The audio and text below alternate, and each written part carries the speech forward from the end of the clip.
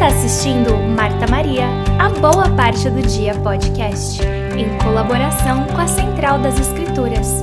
Este ano estamos estudando o livro de Mórmon. Venha conosco e sinta-se parte dessa conversa. Olá pessoal, bem-vindos a mais um episódio do Marta Maria. Estamos aqui hoje com uma convidada super especial, a Ricela. Ela já participou com a gente, né, o ano passado, mas para quem não te conhece ainda, você quer dar uma introduçãozinha de você? Gente, não, é um privilégio estar aqui. Acho que foi até interessante eu ter tido essa ideia hoje de ligar para a Laís e a gente começa na conversa e ela manda qual é o tópico, e o tópico é uma coisa que eu já tô pensando há 2 semanas, e é um dia que eu não tinha nada na minha agenda que eu podia estar aqui, então sou grata só por essa oportunidade, né, de poder estar aqui, como todo mundo querendo melhorar a nossa vida espiritual, querer, né, aumentar a média da nossa soma, se a gente é a soma das 5 pessoas com quem a gente passa mais tempo junto, né, espiritualmente. Estou aqui já aumentando minha espiritualidade, estando com vocês. Muito bom, a gente está feliz de ter você aqui com a gente. Então, a gente quer ter uma discussão maravilhosa com vocês, né, a gente hoje vai estudar primeiro NEF de 11 a 15, e estamos em 22 a 28 de janeiro, e o tema é Armados com Retidão e com o Poder de Deus. Então, nesses capítulos nós vamos ver um pouco, né, como Nef, as visões que Nef teve, né, que o pai dele teve, e ele foi essa outra testemunha das mesmas visões. Ele estava sendo preparado para ser o profeta, né, porque uma hora, obviamente, a gente vai ver que Lei, pai dele, vai falecer, e então ele seria o próximo profeta. Ele recebeu revelações e visões em que ele pôde se fortalecer mais ainda e se preparar mesmo para ser o profeta. Acho que a parte que mais me chamou a atenção é logo no começo, né? Quando Deus tem um trabalho extraordinário, né? Para o seu profeta, para você, para mim, né? O que o Senhor faz para poder nos ajudar com isso, né? E eu acho que essa é uma coisa que desse capítulo todo, dessa sessão do Vem e Segue-me, me chamou muita atenção, que é essa parte onde fala, Nef também teve uma dessas visões extraordinárias. E eu acho que isso seria um bom ponto, né? Para a gente poder focalizar hoje, que é na questão de visão, que é na questão de visão ser um dom do Espírito, né? E o que é uma visão, né? Eu acho que essa coisa de visão, a gente às vezes pensa assim, os céus se abriram na nossa frente. Nunca abriu para mim, mas já abriu para algumas pessoas, abriu para Nef, né? A gente vê isso nas escrituras. Mas se a gente pensar em termos de visão, pode ser através dos céus se abrirem, de um sonho pra gente. Sentimento. De um sentimento, mas pensa numa coisa mais simples. A visão é uma projeção do futuro. Que tal a nossa bênção patriarcal? Né? Nossa bênção patriarcal. Então, assim, se o Senhor dá uma visão pra gente, como ele deu pra Nef, nesses capítulos, é algo que ainda não aconteceu, né? Não aconteceu, o Senhor tá mostrando, e que muitas das vezes vem com um conflito com aquilo que a gente vê naquele momento. Né? Então, se a gente pensar em visão, nessa projeção do que o Senhor está mostrando para a gente, da nossa capacidade, seja no caso da bênção patriarcal, de algo extraordinário, como foi para Nef, preparando ele para ser um profeta, né? Muitas das vezes, se isso cria um conflito com a nossa habilidade de ver o próximo passo, muitas das vezes isso impacta a nossa capacidade de ter fé. Porque o que o Senhor está mostrando para a gente é maior do que a nossa capacidade, às vezes, de agir. Né? A gente vê durante o livro de Mórmon, o Senhor mostrando para Nef, você vai construir um barco, os irmãos dele, você nunca construiu nada, você vai construir barco como? Né? Visão, o Senhor ia mostrar. Né? Quando o Senhor mostrou para ele sobre, quando o Senhor falou, vai obter as placas, isso foi a visão. Como? Ele não sabia, o Senhor proveu. Então, se a pergunta para a gente, quando a gente analisar esse capítulo for, quais são algumas visões para a minha vida extraordinária que o Senhor já me mostrou, que vão em conflito com a minha habilidade de ver o próximo passo, né? E o que eu estou fazendo para eu esquecer, para eu botar de lado a minha capacidade de ver ou não ver e me apegar àquilo que o Senhor me mostrou como promessa e seguir aquilo, porque eu acho que essa é a mensagem da vida de Nef. Né? Quando em 1 Nef 3,7 ele fala, eu irei e cumprirei, porque eu sei que o Senhor nunca vai dar uma ordem sem antes preparar um caminho. Para mim, isso mostra o tema da vida de Nef, de o que o Senhor me mandar fazer, o que ele me mostrar em visão, vai acontecer. Sim, é muito do que no nosso dia a dia, assim, trazendo isso para nós, o que eu estou entendendo é quando a gente, até algo simples, né, que a gente pensa, nossa, eu acho que eu consigo ser isso, eu consigo ser uma marqueteira de sucesso. E aí, às vezes, o Senhor te mostra que você vai ter um sucesso nessa carreira, mas aí você começa a colocar os blocos, né? De, ai, não, mas eu não tenho curso, eu não tenho os contatos próprios. E aí você coloca os blocos na frente e não permite que o Senhor te guie por esse caminho, né? O que você pensa, assim, porque enquanto você estava falando, me veio à mente, assim, metas, né? Metas pessoais. A gente vê aí em livros, no Instagram, as pessoas falando, não, faz a meta, visualiza, fala que você vai conseguir, aonde que... Porque, assim, a gente tá falando de visões que vêm do Senhor, né? Agora, se eu fizer uma meta eu mesma, não vem do Senhor, mas talvez tenha o mesmo... Mas talvez é pra chegar onde o Senhor quer que eu chegue? Bom, eu acho que teve um profeta, não sei quem foi um daqueles livros que a gente teve há mais de 10 anos atrás, de livros dos profetas, que a gente usava na sentença de ensinamentos dos profetas, que ele falou assim, que a nossa maior obrigação nessa vida é descobrir o que o Senhor espera da gente e cumprir com aquilo, né? Então, quando a gente pensa em relação a metas, eu, né, sendo treinadora de Empowerment Coach, todas essas coisas, o que eu vejo? Que quando a minha meta é alinhada com a meta do Senhor, né? Tem dois lados para mim, pessoalmente, porque eu sou visionária em termos de tipo de personalidade. Para mim, às vezes o que é difícil é que o que o Senhor me mostra que vai acontecer, Ele não me diz como vai acontecer e eu sou uma pessoa de ação. Né? Então, para alguns a gente fala que a fé sem obra é morta. Para pessoas como eu é assim, a obra sem a fé também é morta, então não vai funcionar, né? Mas se a gente tem uma meta, é um desejo justo, ponderar, ler, ponderar e orar. A gente aprende isso na primária. Levar essa meta para o Senhor, eu não acredito nessa coisa, de joga, visualiza, bota para o universo, não acredito nisso. Você pensa naquela meta, pondera sobre aquela meta, leva essa meta para o Senhor e faz dele o seu parceiro naquela meta, aí sim o Senhor vai prover os meios. Se aquela for a meta que você tem que conquistar na sua vida. É o que eu acredito. Mas eu acho que com relação a metas e visão, o que acaba acontecendo é que muitas das vezes a gente não pensa em metas, a gente pensa em visão ou no futuro como um tempo e não como um lugar, né? Eu já parei para pensar o que vai acontecer na minha vida quando eu alcançar essa meta? Tanto positivo como negativo, porque tem muitas metas positivas que vão ter impactos não tão interessantes na nossa vida. Você vê Nefe. Quando os irmãos dele começaram a atormentar a vida dele. Ele estava lá bonzinho, se dava bem com todo mundo, até o Senhor mostrar tudo para ele, que ele buscou. E aí começa lá a mãe Lemuel cair em cima, né? Então, nas nossas metas pessoais, a gente tá pensando o que vai acontecer na minha vida uma vez que eu mudar, uma vez que eu alcançar esses objetivos. Da onde que eu vou ter que sair, né? Não foi a mulher de Lot que olhou para trás onde via, virou sal? É essa mesmo da história, né? Às vezes eu confundo as histórias. Olhou para trás, porque não conseguiu se desfazer daquilo para poder buscar a meta. Então, muitas das vezes eu acho que a gente não alcança metas, e é por isso que Nefe tem que ser o nosso exemplo, porque primeiro, quando a gente não sabe o como, paralisa a gente. E quando a gente se vê naquilo e vê como às vezes a gente vai ter que se afastar do homem natural para se tornar a versão que o Senhor espera da gente, isso dá medo. Porque no conforto, né, todo mundo quer ser aceito. E às vezes na mudança, quando a gente está querendo ser melhor, a gente afasta, às vezes, muitas vezes, nossos amigos da igreja. Que acham que você está sendo muito beato.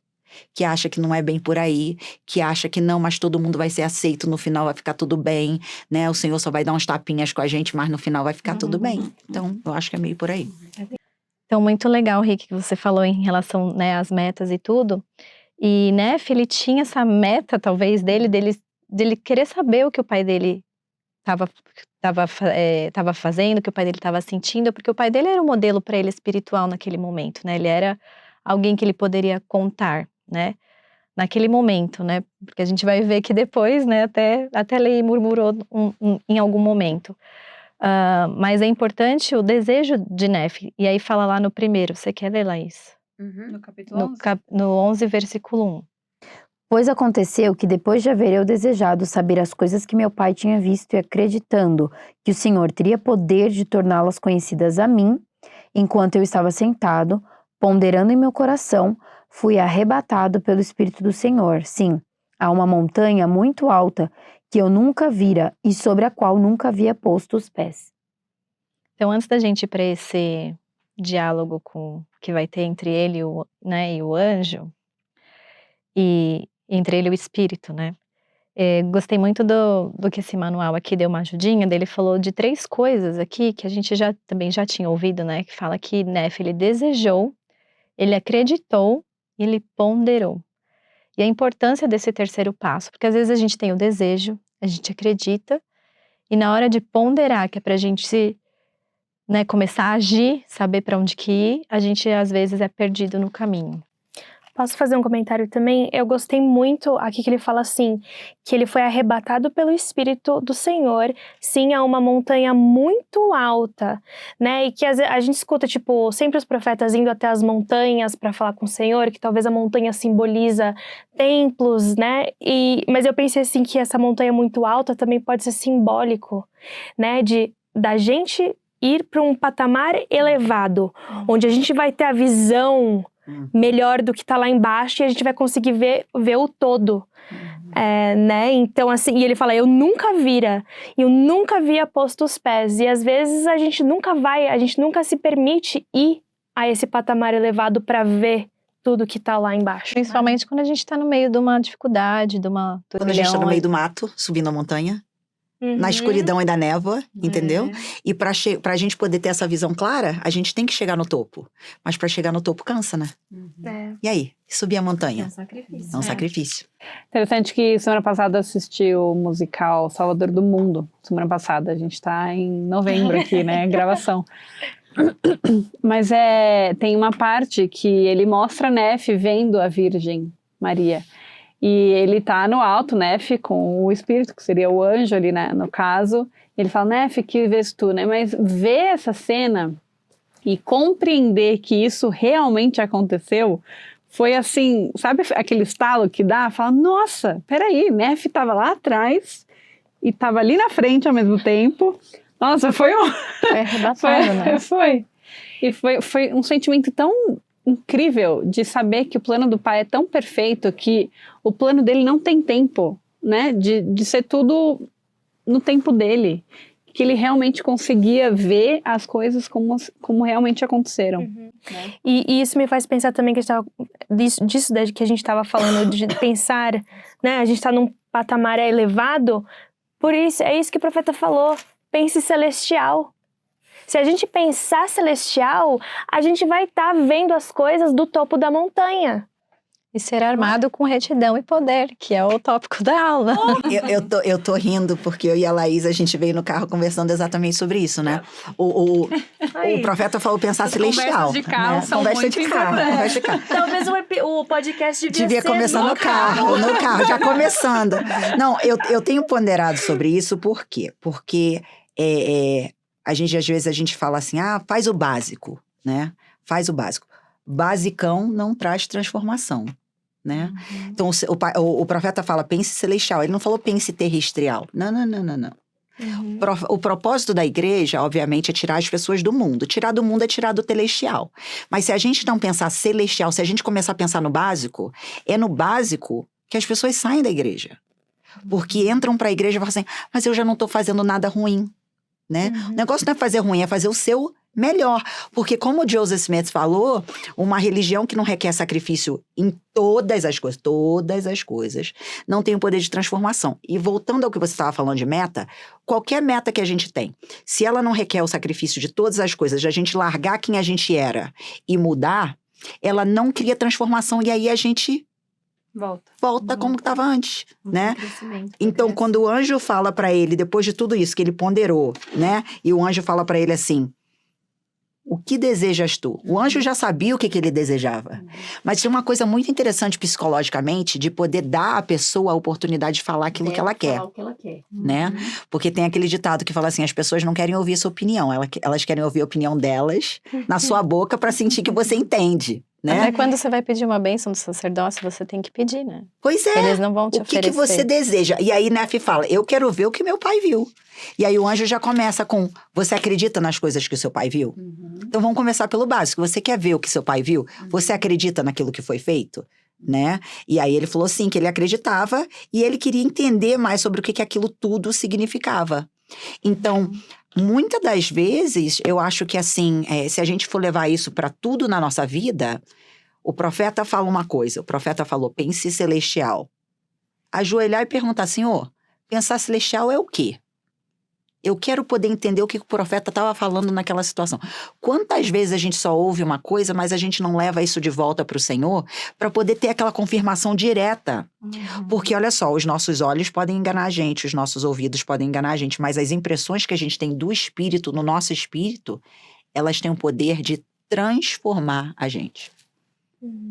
E é importante a gente indagar para saber em que áreas da nossa vida a gente precisa pensar mais celestial, né? A gente precisa conversar com o Senhor a respeito disso. Eu fiquei refletindo sobre isso, pensando que comunicação é tudo. Na terra, nos céus, tudo, né? Que a Rita estava falando. Realmente a gente tem que perguntar. E através da pergunta, como a gente tinha falado, acho que foi no outro episódio, sobre ter a disposição de seguir aquilo, né, que foi falado.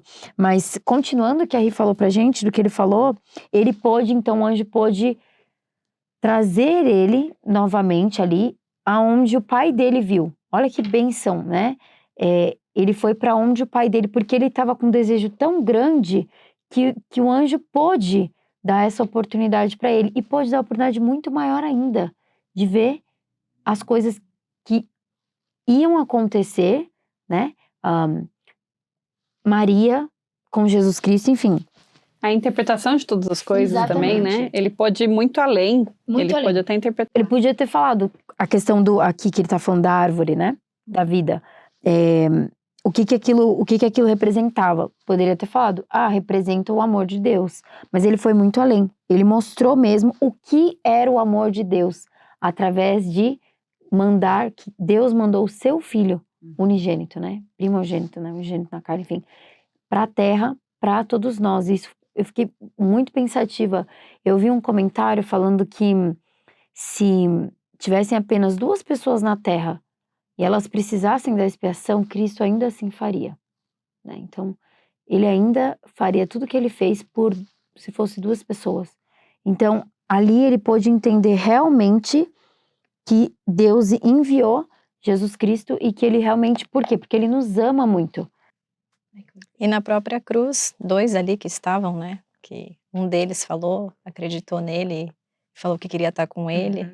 Então, um pecador ali. Então, o que me traz é que eu, pecadora, também tenho essa chance, né? Cristo fez isso por mim.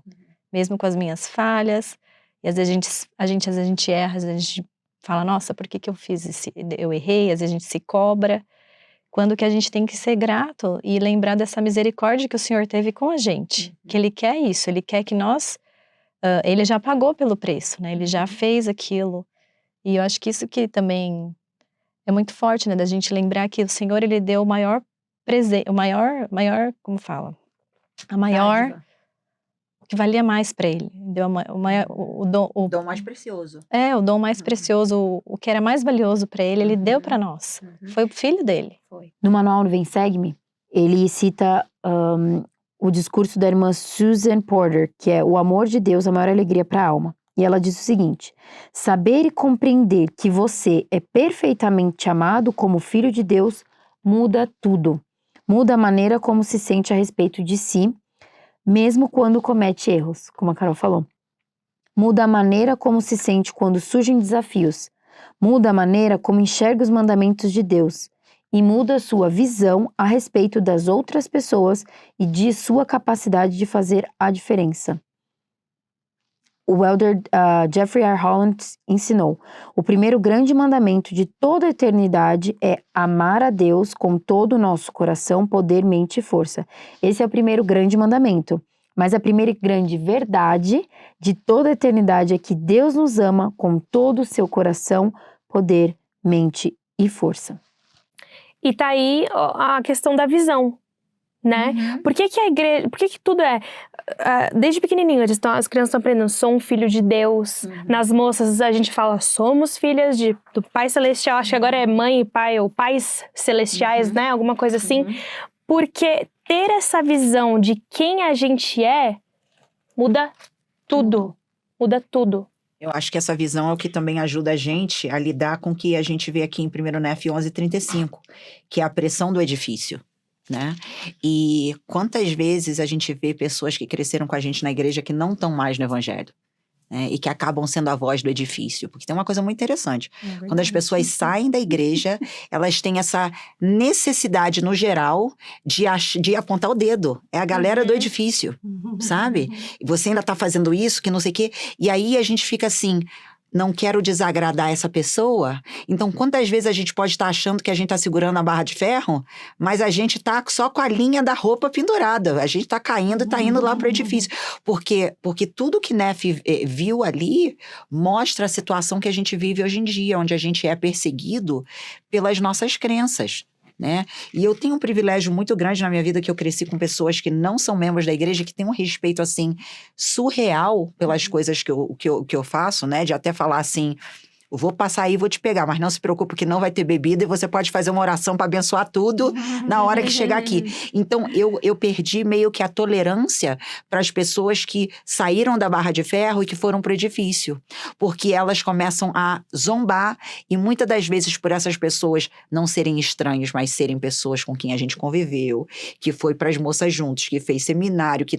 Aí a gente fica assim, não quero desagradar. E nessa de não querer desagradar quem tá no edifício, quem que a gente tá desagradando? O plano, porque a gente tá largando a barra de ferro e não vai chegar na árvore para poder partilhar do amor. Você falou que às vezes a pessoa tá com um fiozinho, né? Como que essa pessoa pode reconhecer isso? Como que ela pode pensar, não, preciso me fortalecer, né? Primeiro ela precisa reconhecer que ela tá nas vozes e tal, mas assim... Para quem não está sendo influenciado, talvez, como que a pessoa pode se fortalecer na barra, né? Às vezes é uma analogia tão simbólica, mas é tão poderosa e verdadeira. Eu acho que o ponto principal, livro de Mormon. Acho que a partir do momento que a gente começa a escutar mais as mídias sociais e menos as escrituras, a gente está largando da barra de ferro. Mas aí o outro ponto é quando a gente começa a justificar as coisas. Ah, mas isso aconteceu porque lá atrás... Não é bem assim. Não é bem assim, né? Ah, não, porque eu pequei um pouquinho, mas aí eu voltei, tá tudo bem. Quando a gente começa a justificar o erro, aí... Ou então, só foi uma bebidinha. Ah, não, mas aquela pessoa é muito boa, então eu vou sair com ela o tempo todo e vou para os lugares que ela vai. Então, acho que quando a gente começa a justificar, ao invés de ajudar essa pessoa a ver o caminho correto... Eu acho que aí aos poucos a gente tá... Porque a pessoa vai ficando apática, espiritualmente apática. Vamos analisar como que o mundo tá hoje. Se você é contra a filosofia de alguém é porque você não ama. Verdade ou mentira? Você não ama. Não, olha só, eu não apoio. Apoiar é o quê? O pé dessa mesa apoia a mesa. Você tira o pé, a mesa cai. Uma coisa é você não apoiar a mesa, outra coisa é você tacar pedra na mesa, né? Então, hoje em dia, com essa filosofia de que se você é contra, você tá atacando, as pessoas no evangelho, na minha percepção, têm se tornado mais complicentes, né? Porque não querem sair mal. Então, quantas vezes eu ouço pessoas...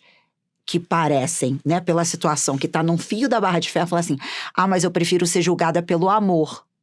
Mas olha só, amar é uma coisa. Você é uma pessoa, Cristo amou a mulher lá, mas falou pra ela, levanta e não peca mais. Em nenhum momento ele falou assim, não, tá tudo beleza. Não foi assim, né? Então, no mundo de hoje em dia, uma vez que você não concorda com as filosofias do mundo, você está atacando e você não ama. E aí os membros da igreja têm sido acusados agora de não demonstrar amor para aquilo que a gente não apoia, porque para a gente que passou pelo templo e sabe quais são as perguntas que são feitas lá na hora para nossa recomendação, se você apoia, que já vai para o outro tópico que a gente tem que entrar aqui, né? Mas você apoia qualquer coisa que vai contra os ensinamentos da igreja, a discussão é, isso é apoio ou isso é falta de amor? Então, para mim, quando a gente olha nessas vozes, eu acho que é isso que tem ego muita gente. Que nessa Discernimento, né? Exatamente, e que falta. Falta discernimento. Nossa, que doido, né? Porque eu fiquei pensando quando você tava falando disso da gente atacar, e daí se a gente não apoia, a gente não ama, e a gente... Isso parece... Né, tá tudo invertido. E isso me lembrou de, tipo, a gente escuta muito nas mídias sociais hoje de, tipo, abuso emocional, de gaslighting. Pô, parece que eles estão fazendo isso com a gente. Gaslighting é quando você, tipo, nega a realidade de outra pessoa. Fala, não, eu nunca falei isso. Não, você... E eu não sei se tem essa palavra em português, gaslighting. Acho que é a mesma coisa. É a mesma coisa? É quando você, tipo, distorce a realidade da pessoa, que a pessoa acha que ela é louca. Até a própria Eu aqui, pessoa membro acha. da igreja, tô achando que eu sou louca, então. mas já tá Se na eu não tô estrutura. concordando com, né, se tudo de perde, errado, você vê com as filosofias do mundo, então eu tô louca. E Neff viu isso tudo. E por isso que ele tá aqui nos falando, né? Cuidado, né? Com quem nos desvia do caminho do Senhor. E ele viu tantas coisas acontecendo, tantas coisas, que eu acho... eu fico imaginando, ele tentou colocar cada Ele veio aqui para 2024. Voltou. Tava vendo. E eu acho, de novo, né, a gente falou um pouquinho algumas semanas atrás sobre isso, sobre cada princípio importante que Neff colocou aqui. Ele colocou as coisas espirituais pra gente aprender sobre elas e entesourar cada uma delas na nossa vida. E eu fiquei pensando, tá, mas por que ele viu a terra passando por toda essa iniquidade? Por que ele, Neff, precisava ver tudo isso? Ou então, por que ele precisava contar pra gente tudo isso? Então, assim, aí na primeira pergunta eu já pensei, pra ele ver que ele tem que fazer, a obra que ele tá fazendo agora é tão importante, tão grande, que ele precisa continuar firme, que ele precisa realmente trazer os filhos dele, né, pra perto, pro Senhor. E ele precisa se doar ao máximo que ele puder, porque ele vê que tem muita coisa ali pela frente que, né, as pessoas precisam aprender com isso. E saber de Cristo, né? Do amor do Pai Celestial, que enviou o Filho dele, que viria, que ele estava preparando, de alguma certa forma, o povo também para proclamar sobre Cristo. Exato, e também para mostrar o quanto que o mundo precisa de Jesus Cristo. Exato. Não, né, assim, além do amor, a gente precisa da expiação de Jesus Cristo. E aí a outra questão é nessa de contar pra gente, pra ver, olha, ele sabia de tudo isso que a gente está passando. E ele dá as ferramentas necessárias que a gente precisa para poder sobrepujar todas essas coisas. E ele deixa bem claro aqui que a igreja é uma só. A igreja do Cordeiro é uma só. Ou é a igreja do Cordeiro, ou é a igreja do diabo. Ponto final. Isso está em 1 Nefe, capítulo 13. Mas aí no 14, versículo 10, ele fala... Disse-me ele, eis que não há mais do que duas igrejas. Uma é a igreja do Cordeiro, de Deus, e a outra a igreja do diabo. Portanto, quem não pertence à igreja do Cordeiro de Deus faz parte daquela grande igreja que é a mãe de abominações, e ela é a prostituta de toda a terra. Assim, é meio forte demais esse versículo, é pesado para a gente discutir aqui, não quero entrar numa vertente aí pesada, porque até a palavra diabo, para mim, é algo muito forte. Se você não é da igreja do Cordeiro de Deus, você é da igreja do diabo. Mas não tem outra explicação. Ele deixou isso muito claro. Ou você segue a Jesus Cristo e o evangelho pleno dele, que foi restaurado em todas as suas formas, sacerdócio, expiação é para todos, arrependimento, batismo, tudo foi restaurado em sua plenitude. Ou você segue uma igreja que tem meias verdades. Um evangelho aguado. E é meias verdades. Ele vai te ajudar a fazer o que você quiser, da forma que você quiser, vai te aproximar de Deus, muito bom, mas você precisa de todas as ordenanças para conseguir herdar o reino celestial.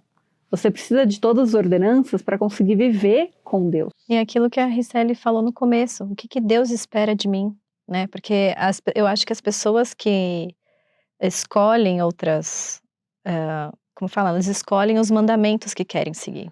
E aí, o Senhor quer isso? Quer que você escolha o que você quer? Assim, o que você quer seguir, que mandamento você quer seguir, ou os mandamentos são para todos os filhos? Né? Para o crescimento espiritual. Por que daria mandamentos se não fosse para todos, né? E eu acho que é isso que as pessoas têm tanta dificuldade, eu acho, um pouco de entender esses versículos ou de aceitar, né? Que ou é a igreja do Cordeiro de Deus ou é a outra, a igreja do diabo. O que a gente tá falando aqui? A gente tá falando aqui, vamos ser claros, que a gente acredita que a igreja de Jesus Cristo dos santos dos últimos dias é a igreja do Cordeiro, a única igreja. Agora, a vida não é preto e branco. Não existe só preto e branco. Né? Tem várias cores. E Satanás é tão astuto, que é isso que você falou. Ele usa verdades com mentiras, com filosofias dos homens. Então, mescladas. Então ele é tão esperto que ele deixa as pessoas realmente se aproximarem um pouquinho de Deus. Ele deixa as pessoas fazerem atos bons. Então, assim, a gente não pode olhar também as outras igrejas como a nossa. Então, elas são horríveis, ninguém... E não é isso, não é por aí. As outras igrejas, outras filosofias também têm coisas muito boas, mas é isso que você falou, são as ordenanças, né? É o escolher os mandamentos que cabem melhor a mim, né? E então eu acho que é isso que a gente tá... É forte falar que é a igreja do diabo. Mas aqui no manual tem uma citação do presidente da Alan H. Oaks que ele fala assim, que essa grande e abominável igreja não representa assim só uma organização ou uma igreja. Tá falando assim, que representa toda filosofia ou organização que se oponha à crença em Deus. E a escravização que essa igreja procura impor aos santos não será tanto um confinamento físico, mas sim uma escravização a ideias falsas. E aí, se a gente for levar para esse lado, a gente vê pessoas que às vezes podem estar, ou às vezes até nós, em qualquer momento da nossa vida, que estamos frequentando a igreja do Cordeiro com filosofias da igreja do diabo. Porque a gente está vivendo filosofias que vão contra aquilo que o Senhor fala. Porque aqui na Escritura, quando fala, de versículo 17, quando chegar o dia em que a ira de Deus for derramada sobre a mãe de meretrizes, que é a grande e abominável igreja de toda a terra, cujo fundador é o diabo, então naquele dia a obra do Pai começará, preparando o caminho para o cumprimento dos convênios feitos com seu povo, que é da casa de Israel. Então, se a gente coloca essas duas partes juntas, do edifício, das filosofias dos homens misturadas com a escritura e do fato de que você tá, né? É tipo jogo de futebol, só tem 2 times, não é? Então você tá no lado que o Salvador é o capitão, ou você tá no lado que Satanás é o capitão. Não dá pra ficar ali no meio. Ou você chuta o gol para um lado do gol ou pro outro, não tem. É como se fosse assim, o Corinthians é o Cordeiro. Não vou entrar São nesse Paulo lado, é mas já nem assisto mais Palmeiras. futebol depois da Copa. Mas enfim. Mas quando a gente vê desse lado, não é interessante? Não dá pra jogar pros 2 times. Não, né? Quando a Escritura fala que a gente não pode servir a 2 senhores, é importante lembrar também que se não é um lugar, é um estado de espírito também. Estou eu na igreja de Jesus Cristo, olhando para trás e virando sal? Estou eu na igreja de Jesus Cristo, com um pé na igreja e outro no mundo? Né? Então... E nessa questão de 2 senhores, ele até fala de novo também no versículo 7 do capítulo 13... Ele fala que ele viu também ouro e prata, e sedas, escarlatas, linhos, finamente tecido, e toda espécie de vestimentas preciosas, e vi muitas meretrizes. Me fez pensar nisso. Às vezes o outro Deus, nesse caso servia 2 senhores, é o Deus do ouro, né? Do mundo, de dinheiro, só correr atrás do dinheiro, da fama. Então, sem buscar o reino de Deus antes. Claro. Exato. Não é errado você ser rico, não é isso, né? Mas é você fazer com que a riqueza seja o seu principal foco, né? E não a Deus. Então, enfim, aí são muitas visões que ele teve dos dias de hoje, né? Mas é legal do 13, ainda continuando nesse capítulo, o versículo 37, que ele fala sobre quem segue a igreja do Cordeiro, né? Que é a rocha e a salvação. Então, no 37 ele diz: e abençoados os que procurarem estabelecer a minha Sião naquele dia, pois terão o dom e o poder do Espírito Santo, e se perseverarem até o fim, serão levantados no último dia e serão salvos no reino eterno do Cordeiro. E aqueles que proclamarem a paz, sim, novas de grande alegria, quão belos serão sobre os montes. Então, de novo aí. E aí, só para complementar, ainda nessas partes das visões, no 14:14, que ele fala: e aconteceu que eu, Nefe, vi o poder do Cordeiro de Deus, que descia sobre os santos da igreja do Cordeiro, e sobre o povo do convênio do Senhor, que estava disperso sobre toda a face da terra, e estavam armados com retidão e com o poder de Deus em grande glória. Que aqui lembra o tema, né? Mas o que eu gosto desse versículo é que ele fala, né, que todos estavam dispersos sobre a face da terra. Então, mostra muito de hoje ainda, né, que a igreja, quantos templos, né, o profeta tem anunciado por aí, e a gente vê que são templos em lugares super diferentes, que a gente nunca imaginava, né. Que a igreja era tão forte assim lá, exato, né? Às vezes o primeiro templo daquele lugar, e a gente vê que realmente os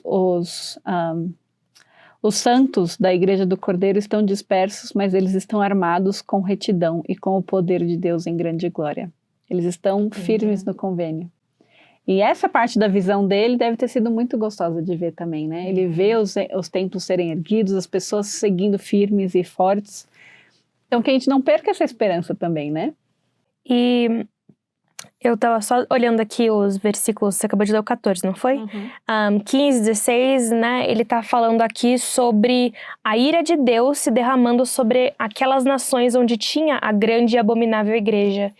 E isso me fez lembrar, por exemplo, aqui nos Estados Unidos, né? Pelo menos os americanos, ainda mais membros da igreja, têm essa crença muito forte, né, de que aqui é a terra prometida, nós somos abençoados por Deus, a Constituição, várias coisas, documentos que fizeram os Estados Unidos o que se referem a Deus, porém tem promessa de que o Senhor vai abençoar essa terra, contanto que eles guardem os mandamentos. Né? Então, a partir do momento em que as pessoas que moram aqui começarem a deixar essa grande e abominável igreja, ou seja, as filosofias do mundo, entrarem aqui, o Senhor não vai poder mais abençoar. E como a gente tem visto a quantidade de pessoas que não tem mais um Deus, né? Que só acreditam em uma força maior, enfim. E a quantidade de calamidades que tem acontecido é muito proporcional. Não dá para dizer que não é o Senhor. Não é. Né? Não estou dizendo que a gente já falou sobre isso anteriormente também, sobre como as calamidades, às vezes, tá falando que aquele povo tá iníquo. Não. Tem pessoas boas que sofrem por conta dessas coisas também. Mas está proporcional. Quanto mais afastados do Senhor, menos abençoados somos.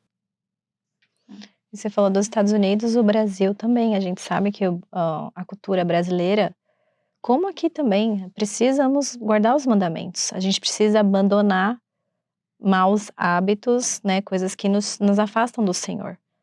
E são muitas coisas também, né? Os resultados, eu costumo dizer que os nossos resultados são impactados pelas nossas prioridades. E as nossas prioridades são impactadas pelas nossas filosofias, né? Então, quais são as nossas filosofias com relação ao evangelho? Minha filosofia, eu vou segurar na barra de ferro, independente de quem sair e for para o edifício. Isso vai impactar minha prioridade, né? Isso em tudo. Em ler as escrituras todos os dias, em guardar os mandamentos. A gente faz isso por quê? Porque enquanto a nossa filosofia não for de que Cristo vive, de que essa é a igreja restaurada dele, de que o livro de Mórmon é a palavra de Deus, a prioridade não vai ser viver os convênios que a gente fez. E isso vai determinar os nossos resultados, se a gente está vivendo celestial ou buscando celestial, ou se a gente está simplesmente assim, pelo menos sair do celestial, então já estou no lucro, né? Porque infelizmente, às vezes a gente ouve pessoas falando assim, mas eu já sou uma pessoa boa.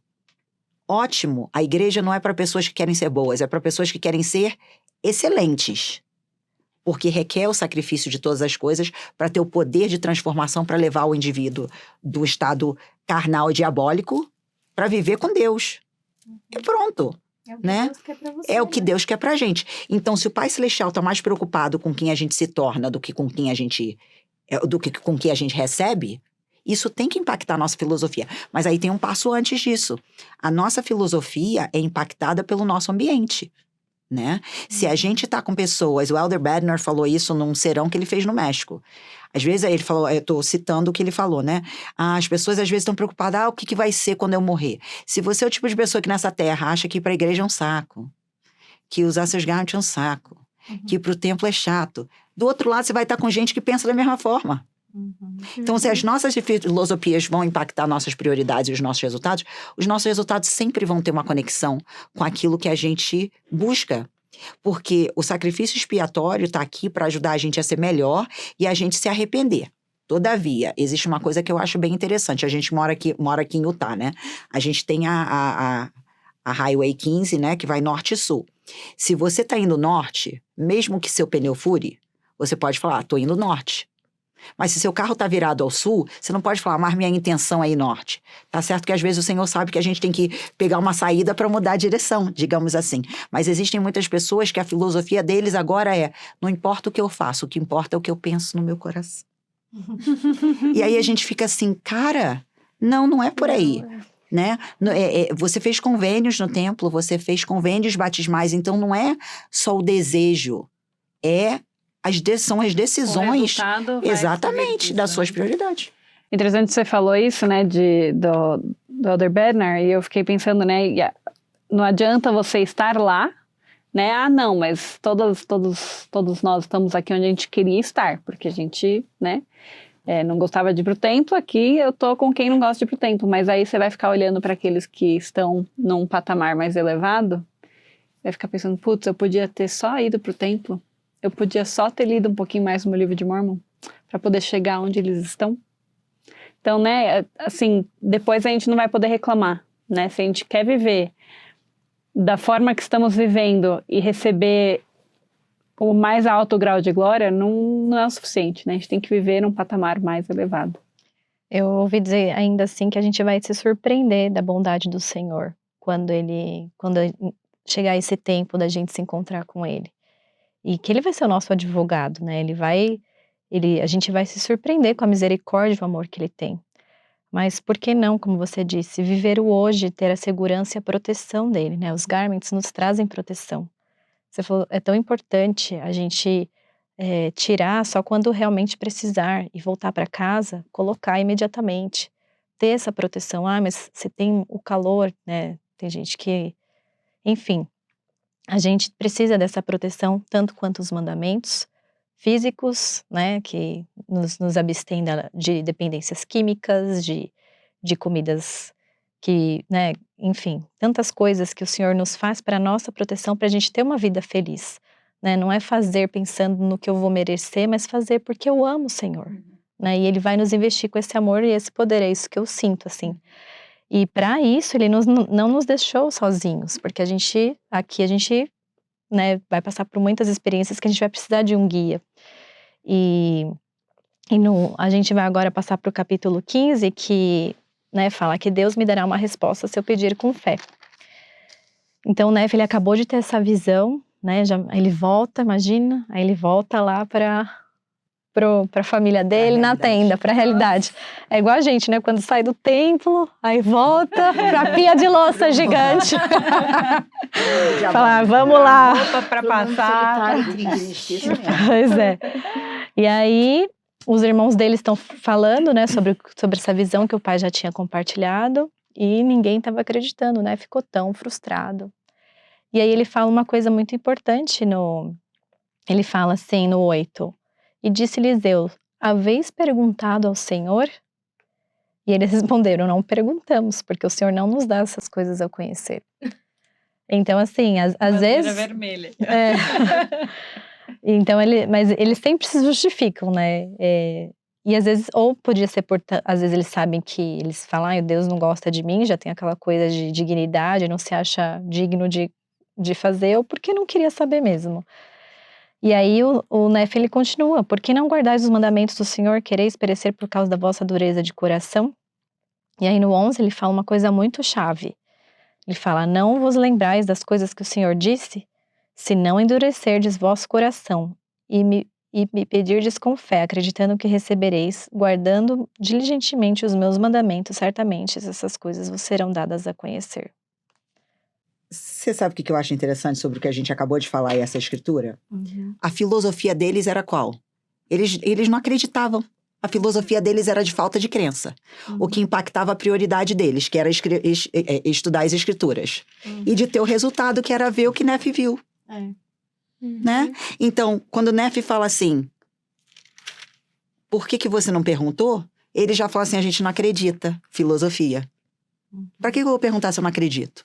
Então, se a gente não tem o testemunho de que existe uma maneira para a gente conectar com o Senhor, vamos pelo básico. Quando eu tinha 17 anos, eu só orei para saber se o Senhor existisse e Ele me amava. Então, uma vez que eu obtive esse conhecimento, aí a gente pode buscar outro conhecimento. Mas existem pessoas que nem esse conhecimento básico têm. Então, até obterem esse conhecimento básico, como que vai acreditar nessas outras coisas? Como que vai acreditar nisso se a gente não endurecer o coração e se a gente pedir com fé, acreditando que a gente vai receber e guardando os mandamentos a gente vai receber? Resultado, prioridade, filosofia. E ainda assim, Nefe foi muito bondoso, né? Que ele teve toda essa experiência espiritual e ele ainda assim compartilhou tudo com os irmãos. Compartilhou tudo com os irmãos. Isso me lembra de uma experiência de um bispo. A Laís, talvez a gente era da mesma ala crescendo, o Reinaldo. E ele me ajudou a me preparar para a missão, né? Então, eu fazia entrevista com ele, tipo, sei lá, semanalmente, né? Para a missão. E quem conhece ele, era muito intenso. Tipo, muito intenso. E eu lembro dele falando dessa parte aqui, assim, pra mim. E ele fala assim, você sabia que se você se ajoelhar e perguntar, que nem Nefe falou aqui, não endurecer seu coração e pedir com fé, acreditando, nananana, você pode ter a visão da árvore da vida? Você pode ter a visão e ver tudo que Nefe viu? E eu lembro assim, ele falou e eu fiquei, é verdade. Tudo que tá nas escrituras, a gente pode pedir para Deus, para dar essa visão pra gente. É claro que isso vai depender, a resposta vai depender do nosso nível de, né, espiritualidade, né, da vontade do Senhor, no porquê nós estamos perguntando, mas a gente tem essa opção, a gente pode, tudo, qualquer coisa, qualquer conferência geral, qualquer liarrona, qualquer coisa que a gente vê, a gente pode perguntar ao Senhor. Talvez Ele não vai deixar a gente ver, mas talvez Ele dê um sentimento de confirmação, né? Então, eu nunca esqueço dessa experiência por causa que Ele falou assim, porque se você receber, se você ver essa visão, ela pode te condenar. O pai da Vivian. Ou ela pode te abençoar. Eu acho isso muito legal. Sim. E eu acredito nisso. Isso mostra que as janelas do céu estão abertas para nós, né? A nossa igreja é uma igreja viva de revelação, é a igreja do Cordeiro. E eles querem, eles querem que a gente pergunte, que a gente tá nessa vida para descobrir essa jornada de amar o Senhor, de fazer o que Ele quer que nós façamos. Eu gosto muito de um coach que ele fala assim, se você não faz o que Deus espera de você, você está perdendo o seu tempo. Você está perdendo o seu tempo e a vida é muito curta, o nosso tempo é muito valioso para a gente perder com coisa que a gente não foi designado para fazer nessa terra. E a gente viu claramente aqui quando Nefe está conversando com o espírito, né, com o anjo, ele está fazendo pergunta para o anjo. Se ele não tivesse feito essas várias perguntas específicas, talvez o anjo não teria respondido, né? Então é a mesma coisa com a gente tem que perguntar. E aí o anjo, a gente não falou, mas o anjo fala uma coisa muito importante, que ele fala, conheces tu a condescendência de Deus? Né? E a gente, esse atributo do Senhor, essa condescendência dele é muito importante da gente lembrar também no estudo dessa semana. Vocês sabem o que é a condescendência de Deus? 1 Nefe 11, 16, 17. E disse-me ele, conheces tu a condescendência de Deus? E disse-lhe eu, sei que ele ama seus filhos, não conheço, no entanto, o significado de todas as coisas. Ao meu entender e pelo que eu li em alguns outros lugares, essa palavra condescendência é o fato dele ter descido, dele ter vindo à terra, dele ter deixado esse patamar elevado de estar lá no céu com Deus, virar mortal e dar a sua vida para nós. Então ele tá perguntando, você sabe, basicamente, você sabe por quê que ele fez isso? Porque ele ama. Eu gosto da resposta seus de filhos. Neff. Eu sei que ele ama, mas não entendo todas as coisas. Então, o Elder Holland, ele fala uma coisa muito interessante, né? Ele fala, duvide das suas dúvidas antes de você duvidar da sua fé. Não quer dizer que a gente vai saber tudo e vai acreditar em tudo. Mas eu acho que Satanás, ele, com astuto, é o plano do adversário, né? Ele quer fazer com que a gente seja tão miserável quanto ele mesmo. E às vezes a miséria que Satanás pega a gente é no que a gente não entende. Né? Então, já que você não entende isso, então tudo deve estar errado. Quando a gente ouve de pessoas, às vezes, saindo da igreja, mas eu questiono essa parte sobre a história da igreja que aconteceu com fulano de tal, numa coisa que estava escrita que nem escritura é, que é a interpretação de alguém do que pode estar escrito. Aí, por causa daquela coisa que não entende, esquece do amor do Senhor, esquece das experiências espirituais que teve, esquece das coisas que o Senhor já mostrou para eles. Então, o plano do adversário é pegar a gente nas coisas, às vezes, simples, que Neff já fala assim, eu sei que ele ama, não conheço todas as coisas, mas estou disposto a ouvir também, né? Porque aí foi quando, por 2 capítulos, o anjo está contando tudo para ele e explicando. E Cristo, ele não só desceu, né, no nosso nível, mas ele foi abaixo de tudo. Ele sofreu por tudo e por todos, para que nós pudéssemos ter essa chance, né, de estar aqui, de nos arrepender e de voltar ao Pai Celestial. Então, muito obrigada, meninas, por essa discussão maravilhosa. Obrigada, Ri, pela sua presença. Né? Obrigada, foi um prazer. Adoro o seu raciocínio. Eu acho que você tem esse dom. E muito obrigada por compartilhar com a gente, né? Pelo espírito que aqui esteve. Obrigada a todas vocês também pelo espírito de sempre, a companhia. E obrigada a vocês aí de casa por estarem aqui conosco. Esperamos que vocês tenham gostado da discussão. Que vocês possam colocar aí nos comentários o que vocês pensam, né, dessa visão maravilhosa. Acho que só da gente falar dessa visão de Neff já traz um espírito, assim, né, de imaginar ele tendo essa conversa com o anjo. E lembrar que você pode ter isso, né, você pode ter esse dom para você, se você quiser perguntar, né, a janela do céu, como nós falamos, está aberta. Pergunte e saiba por si mesmo. Que vocês tenham uma ótima semana. Dê uma curtida aqui no nosso vídeo, compartilha com as pessoas que vão se beneficiar disso, ou qualquer pessoa que vem na tua mente, que você possa ter uma semana armados com retidão e com o poder de Deus. Que o Senhor possa abençoar você, na sua família, com seus afazeres, com as coisas, com as suas experiências, mas que você não esqueça de nunca largar a barra de ferro, né, para chegar lá no fruto do amor de Deus e de Jesus Cristo. E até mais! Boa semana! Muito obrigada por estar aqui. Se você gostou do nosso conteúdo, deixe um like, um comentário e se inscreva no nosso canal. Nosso podcast também está disponível no Spotify e Apple Podcast. Se você quer ficar mais ligado ainda no nosso conteúdo, nos siga no Instagram, em @MartaMariaPodcast.